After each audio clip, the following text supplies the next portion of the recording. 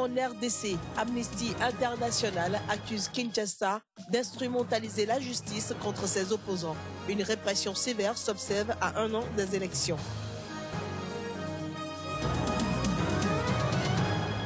Législative en Égypte dimanche et lundi dernier, 29,9% de participation ont été enregistrés dans le cadre de la deuxième phase.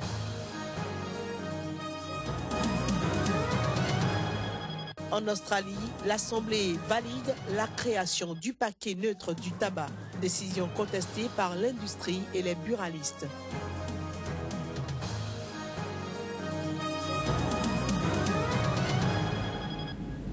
Bonjour chez vous.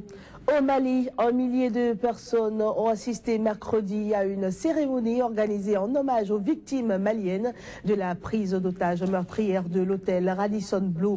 Cette cérémonie, qui a coïncidé avec la fin du deuil national de 3 jours décrété dans le pays, s'est déroulée en présence du président Ibrahim Boubacar Keïta. De nombreux employés du Radisson Blu étaient également présents à cette cérémonie collective de prière placée sous haute surveillance policière. Un dispositif de sécurité impressionnant a en effet été mis en place avec des militaires postés sur les étages environnants. Au Niger, la situation politique du pays inquiète la classe politique. Informer, inviter la population et la diaspora à la culture de la paix. Telles sont les missions assignées à une équipe conduite par le secrétaire général du Modem-FA, Loumana Mama Sani Maman, arrêté tout récemment et qui a passé des jours dans les cellules de la police judiciaire à Niamey. L'homme invite les autorités nigériennes à la retenue. Il a par ailleurs félicité la diaspora pour sa neutralité face aux drives d'ombre du pouvoir, aux dérives du pouvoir de Niamey. Il est au micro ici de Abdoulaye Issa. Les élections qui vont venir, nous le voulons des élections libres, transparentes, démocratiques mais inclusives. Inclusives par rapport aux candidatures. Inclusive par rapport à la nécessité de faire voter l'ensemble des filles et des fils du Niger où qu'elles se trouvent.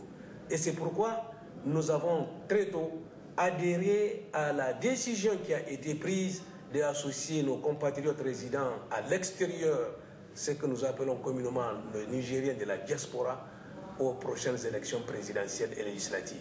Et nous sommes heureux de constater qu'ils se sont mobilisés pour se joindre, en tout cas, à l'ensemble du peuple nigérien, de manière à ce que ce mouvement connaisse ce soir. Il faut absolument mettre des considérations nationales au-dessus de toutes ces petites contingences, faire en sorte que la classe politique se retrouve, recréer les conditions d'une retrouvaille vraie et qu'on aille aux élections paisiblement, comme nous avons pu le démontrer en 1992-93, en 1999, en 2004 et en 2010. Il faut que les Nigériens se retrouvent. Mais cette responsabilité incombe d'abord au président de la République, qui est le magistrat suprême, garant de l'unité de la République et de la stabilité des institutions de la République. Il lui revient de tout faire pour que ce qui nous fait peur, ce qui constitue aujourd'hui une crainte pour nos amis, pour nous-mêmes, pour tous ceux qui aiment ce pays, que ces craintes puissent être dissipées et que nous puissions aller souverainement et sereinement aux élections et que le meilleur gagne. En République démocratique du Congo, Amnesty International a reproché mercredi aux autorités de Kinshasa d'avoir instrumentalisé la justice afin de réduire au silence ceux qui sont en désaccord avec l'idée d'un 3e mandat pour le président Joseph Kabila. Pour Amnesty, la dissidence est visée par une répression sévère à 1 an des élections au Congo et le gouvernement traite nombre d'opposants comme des criminels. En effet, le climat politique est particulièrement tendu en RDC et l'ONU dit régulièrement s'inquiéter de la multiplication d'arrestations arbitraires d'opposants ou membres de la société civile. En Égypte, la commission électorale a annoncé mercredi un taux de participation de 29,9% pour la seconde phase des législatives organisées dimanche et lundi dans la moitié des provinces du pays. Un taux relativement plus élevé que celui enregistré lors de la première phase du scrutin le mois dernier. Une première phase au cours de laquelle 60 sièges avaient été remportés par la principale coalition en lice qui soutient donc au président Al-Sisi et comprend des anciens membres du Parti national-démocrate PND de Hosni Moubarak. Au Bénin, les confessions religieuses font partie des 7 composantes de la société civile. Compte tenu de la situation sociopolitique du pays, elles sont montées au créneau à travers une conférence de presse. L'objectif était d'inviter la classe politique à une prise de conscience en vue de sortir le pays de l'impasse. Candice Deboué et Floris Dossa pour le reportage. Le cadre de concertation des confessions religieuses est une institution dont les objectifs consistent à agir en tant que membre à part entière de la société civile pour défendre les intérêts des confessions religieuses contre toutes les formes de dérapage tendant à compromettre la liberté religieuse au Bénin. C'est aussi la contribution à l'enracinement de la démocratie et la bonne gouvernance. C'est dans cette dynamique et compte tenu du contexte sociopolitique du pays que le cadre associé à des têtes couronnées a tenu une conférence de presse dont la substance se présente comme suit. Le cadre de concertation des confessions religieuses CCCR, après cette analyse responsable du contexte sociopolitique de notre pays, invite la classe politique à une prise de conscience en vue de sortir notre pays de l'impasse, appelle les animateurs de la vie politique et le peuple béninois à considérer la fonction du président de la République comme une fonction hautement sacrée, engageant la destinée de notre peuple. Dans sa vision du futur, le cadre de concertation des confessions religieuses du Bénin a également proposé le profil du prochain président de la République, qui doit être un homme de consensus, patriote, et reconnu pour sa probité et son intégrité. Un homme détenteur d'un projet de société séduisant, qui répond aux attentes de notre pays et qui jure de le mettre en œuvre une fois élu. Un homme capable de mener effectivement la lutte contre la corruption généralisée et l'impunité qui gangrène notre pays. Au vu de cette déclaration, le cadre de concertation des confessions religieuses espère que le Bénin sortira victorieux des prochaines échéances électorales.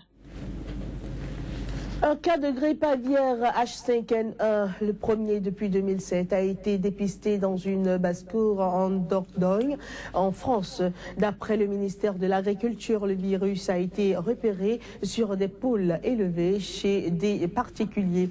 Ce foyer de grippe aviaire est localisé à Biras, entre Périgueux et Brantôme. Suivez. La souche a été identifiée mardi soir par l'Agence nationale de sécurité sanitaire. Elle est qualifiée dans un communiqué du ministère de hautement pathogène pour les volailles. Le plan national d'intervention sanitaire d'urgence a été activé. Parmi les mesures immédiates, des zones de protection et de surveillance respectivement de 3 km et 10 km autour de l'élevage sont mises en place. Pendant ce temps, la surveillance sera renforcée non seulement dans les élevages, mais aussi dans la faune sauvage. Donc des décisions ont d'ores et déjà été prises, à la fois sur une surveillance et un périmètre autour de cette... Alors, je ne sais pas si c'est exactement une ferme, enfin c'est une basse-cour autour du lieu où a été détectée cette maladie. Je rappelle quand même, pour être très précis, qu'aujourd'hui, ce virus n'a aucune conséquence en termes de consommation sur la volaille, les viandes de volaille ou tout ce qui est issu des produits de la volaille. Je pense en particulier au foie gras, puisqu'on arrive dans des moments où on a là des consommations importantes. Donc je rappelle, il n'y a aucun risque de ce côté-là. Les ministres de l'Agriculture et de la Santé vont saisir l'Agence nationale de sécurité sanitaire à titre de précaution afin d'évaluer la dangerosité potentielle de la souche pour l'homme. En France, la dernière crise remonte à 2006 et avait touché 64 élevages. Les derniers cas isolés avaient été détectés en Moselle en août 2007. Eh bien, nous allons à présent en Australie. Eh bien, l'Assemblée a approuvé mercredi soir de justesse l'instauration du paquet de cigarettes neutres à partir de mai 2016. La décision est vivement contestée par l'industrie et les buralistes, dont les protestations ont été relayées par les députés de droite, tout comme certains socialistes. Pas moins de 17 socialistes ont tenté de supprimer cette mesure phare du texte de Marisol Touraine. Le texte prévoit l'instauration à partir de mai 2016 de paquets de cigarettes neutres ayant tous la même forme, la même taille, la même couleur, la même typographie, sans aucun logo. Le nom de la marque continuera toutefois d'apparaître en petit sur les paquets. Ces paquets neutres ont été introduits pour la première fois en Australie fin 2012. L'Irlande a voté en février une loi pour l'imposer, suivie tout récemment par le Royaume-Uni. La mesure a suscité une levée de boucliers chez les cigarettiers qui menacent d'action en justice. Et voilà qui nous conduit tout de suite à la revue de presse. Pour la revue de presse, nous retrouvons Kodjovi Ametonou. Kodjovi, bonjour. Bonjour, Stéphane Sacramento. Alors, le président Denis Sassou Nguesso était récemment au Togo. Quels sont les dessous de cette visite? Oui, voilà, le président congolais Denis Sassou Nguesso a effectué une visite d'amitié et de travail de 48 heures au Togo.